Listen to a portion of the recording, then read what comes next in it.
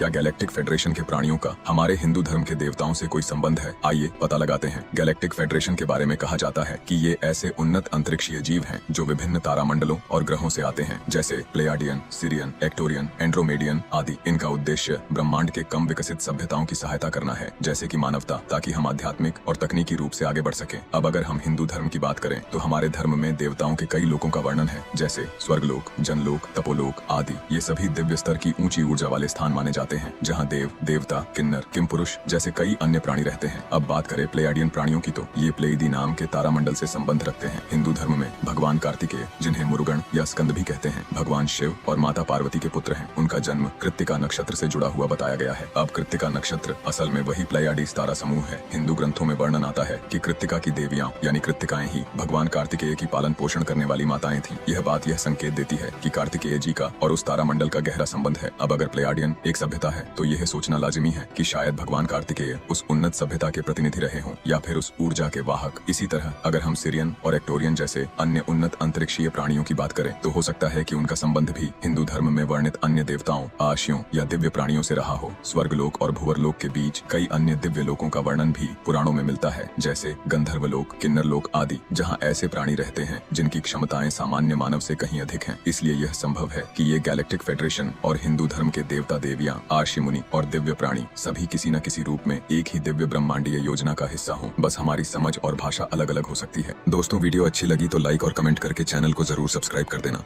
आपका बहुत बहुत धन्यवाद।